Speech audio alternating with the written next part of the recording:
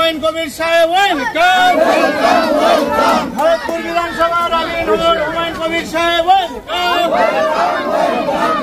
হুমায়ুন কবির সাহেব ওয়েলকাম। সালারের ভূমিপুত্র মমতাজুল হাসান সে ইসরোতে চান্স পেয়েছে, আর তাকে আজকে সংবর্ধনা দিতে এসেছিলেন ভরতপুর বিধানসভার বিধায়ক হুমায়ুন কবির সঙ্গে একই সঙ্গে যারা রাজনীতি করেন তারাও এসেছিলেন। স্বভাবতই মমতাজুল সে নিজেও খুশি এবং সংবর্ধনা পাওয়ার পর বিধায়ক হুমায়ুন কবির কি বলছেন এবং মমতাজুল নিজে কি বলছেন আসুন আমরা শুনি। অত্যন্ত গর্বের বিষয়, মমতাজুল হাসান আমাদের সালারের বা আমার বিধানসভা 69 ভরতপুরের স্থানীয় বাসিন্দা।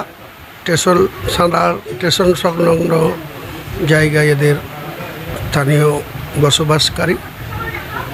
তো ও যে মেরিট বা যে অ্যাম্বিশনে পৌঁছাতে যাচ্ছে, অবশ্যই আমাদের শুধু সালার নয়, শুধু 69 ভরতপুর অ্যাসেম্বলি না, গোটা মুর্শিদাবাদ জেলার একটা গর্ব আমরা বলতে পারি।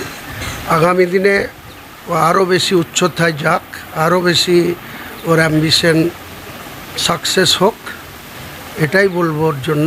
যদি কোনো কিছু সাকসেস হতে গিয়ে কোনো কিছু সাহায্যের দরকার হয়, কোনো কিছু প্রয়োজনীয়তা হয়, তাহলে নিশ্চয়ই আমরা ব্যক্তিগতভাবে ওর পাশে থাকব।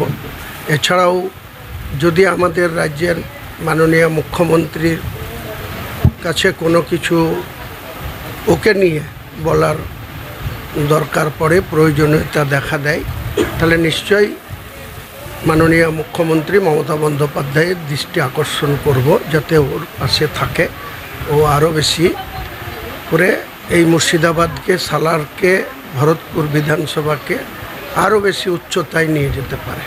অত্যন্ত খুশি, অত্যন্ত গর্ববোধ করছি।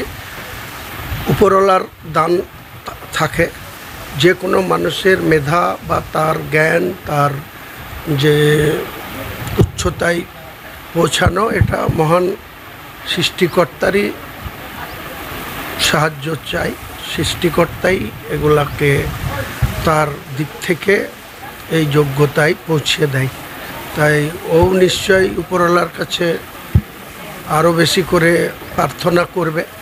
আমিও ওর জন্য মহান আল্লাহ তাআলার কাছে প্রার্থনা করব, দোয়া করব, ও আরও বেশি করে ওর এই যোগ্যতা, ওর ওই মেধা, এটাকে আরও এই সালার, মুর্শিদাবাদ, বাংলা তথা ভারতবর্ষের মানুষের কাছে আরও বেশি করে পরিচিতি লাভ করুক এবং ওর ওই যোগ্যতাকে আরও বেশি প্রমাণ করুক।